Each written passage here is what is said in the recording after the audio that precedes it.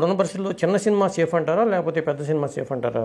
Safe అనేది ఒక side అంటే ఏది సేఫ్ అనేది కాదండి. ఇప్పుడు బడ్జెట్ ఫెయిలియర్, పెద్ద సినిమాలు మోస్ట్లీ బడ్జెట్ ఫెయిలియర్స్. అది ఎందుకో నాకు అర్థం కాలేదు. ఇప్పుడు సినిమా తప్ప ఏ బిజినెస్ అయినా ఒక వస్తువు రెడీ చేస్తే 10 రూపీస్కి అమ్మగలుగుతాం అనుకుంటే అది 8 రూపీస్లో ప్రొడక్షన్ చేస్తారు, లేదా 7 రూపీస్లో చేస్తారు, 10 రూపీస్కి అమ్ముకుంటారు. ఇదే ఏ బిజినెస్ అయినా ఇదే. సినిమా మాత్రమే 10 crores బిజినెస్ ఉంటే 12 crores ఖర్చు పెడుతున్నారు. సో అది మోస్ట్లీ ఏంటంటే బడ్జెట్ ఫెయిలియర్స్లో అది ఇంత పోయింది అంత పోయింది, నెక్స్ట్ దాంట్లో కవర్ చేద్దాం ఇలానే ఉంది. లేదు దానికి మించి సూపర్ హిట్ అయిపోయింది, అక్కడ బిజినెస్ అయింది ఇక్కడ బిజినెస్ అయింది. కొన్ని సినిమాలు కూడా ఉన్నాయి అది ప్రూవ్ చేయడానికి. చిన్న సినిమాలు మంచి సినిమాలు అంటే ఇది ఇప్పుడు వరకు ఏంటంటే దానికి ఒక అటెన్షన్ లేకుండా పోయింది. అది చూడడానికి రారు థియేటర్కి ఫస్ట్ ఆఫ్ ఆల్ అన్న ఒక ప్రాబ్లం. సో ఏంటంటే ఆటోమేటిక్గా బడ్జెట్ తగ్గించాలి, ఇది చేయాలి, అయినా కూడా ఎవరు చూడడానికి రావట్లేదు. ఇప్పుడు బడ్జెట్ అనేది ప్రాబ్లం లేదు. మీరు 1 crore తీసినా 50 lakhs తీసినా జనాలు రావాలి కదా ఫస్ట్ అది చూడడానికి, ఆ ప్రాబ్లం ఉండేది. బట్ ఆఫ్టర్ ఈ కరోనా ఏంటంటే ఈ చిన్న సినిమాలు కూడా వెతికి చూడడం మొదలు పెట్టారు. ఆడియన్స్ కూడా అనేది దాదాపు 40 lakhsలోనే తీసారంటున్నారు. అది అంత బడ్జెట్ లో తీసిన సినిమాలు కూడా బాగానే చూస్తున్నారు. అదే. సో అక్కడ ఏంటంటే బడ్జెట్ అనేది కాదు, ఫైనల్ గా ఆ ప్రోడక్ట్ బాగుందా లేదా, బాగుంటే మౌత్ టాక్లో టక్ స్ప్రెడ్ అయిపోతుంది. ఇప్పుడు అందుకే ఇందుకు ముందు ఎవరి దగ్గర ఉంది, నెట్ఫ్లిక్స్, అమెజాన్ ఇవన్నీ ఎవరి దగ్గర లేదు. ఇప్పుడు కంపల్సరీ లాగా అయిపోయింది. చూసి ఏదేదో లాంగ్వేజ్ సినిమాలు చూస్తున్నారు, అందరికి ఎక్స్పోజర్ ఎక్కువ అయింది. కాబట్టి ఇప్పుడు థియేటర్ రిలీజ్ అయితే కూడా ఈ రెగ్యులర్ సినిమాలు రెగ్యులర్గా కొట్టుకోవడం ఇదంతా ఇందుకు ముందు ఉన్న అంత ఎంకరేజింగ్గా ఉండదు. కొన్ని ఏదో డిఫరెంట్గా ఉందంట ఆ సినిమా అనే దానికి అటెన్షన్ ఎక్కువ ఉంటుందని నేను నమ్ముతున్నాను. ఎలాంటి సినిమాలు అంటే చేయడం మీకు ఇష్టం? అసలు నాకు కొంచెం సైకలాజికలీ ఏదైనా డీల్ చేయడం ఇష్టం అండి. సైకలాజికల్లోనే థ్రిల్లర్ కానీ, లేదా దాంట్లోనే ఒక ఫ్యామిలీ వాల్యూస్లోనే ఒక ట్విస్ట్ ఇచ్చి ఇది నా స్టైల్లో ఒక బ్యాంగ్ ఇవ్వడం కానీ, బట్ ఏదైనా ఒక హార్ట్ టచింగ్ ఉండాలి, at the same time cinematic bang ఉండాలి దాంట్లో.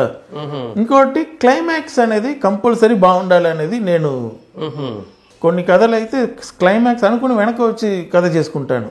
ఎందుకంటే మనకు ఫైనల్గా వస్తున్నప్పుడు మెయిన్లీ చిన్న సినిమాలకు, పెద్ద సినిమాలు అయితే పెద్ద చేస్ ఫైట్ దాంతో ఫినిష్ అయిపోద్ది. చిన్న సినిమాలు అన్నప్పుడు ఆ క్లైమాక్స్ భలే ఉంది కదా అన్న మూడ్లో బయటకు రావాలి. సో అది సక్సెస్ ఫార్ములా, అది ఒకటి మెయిన్గా కావాలి చిన్న సినిమాకి అనేది నేను అనుకుంటాను. ఇప్పుడు మీకు బాగా నచ్చిన సినిమాలు ఏంటండి? అసలు నాకు జనరల్ వ్యూగా నాకు బాగా ఇష్టం అంటే కె విశ్వనాథ్ గారు స్టైల్ నాకు బాగా ఇష్టం. అతను తీసిన సినిమాలు కానీ తెలుగులో అతని సినిమాలు చాలాసార్లు చూశాను. సో ఆ ప్యాటర్న్, ఆ మేకింగ్ అదే నాకు చాలా ఇష్టం. తర్వాత చూస్తే పూరి గారి సినిమా కంప్లీట్లీ కాంట్రాస్ట్. ఇతనికి ఏంటంటే పెద్ద కథ అవసరం లేదు, ఒక చిన్న లైన్ ఉంటే చాలు. ఒక అబ్బాయి కొట్టుకున్నా మధ్యలో ఒకడు వచ్చాడు, వాడిని ఎలా ఇది చేశారు అని అంతే అనుకుంటారు. బట్ ఎగ్జిక్యూషన్ అది ఎలా కన్విన్సింగ్ గా ఒక మ్యాజిక్ చెప్తున్నారు అనేది కంప్లీట్లీ ఇట్స్ డైరెక్టర్ వర్క్.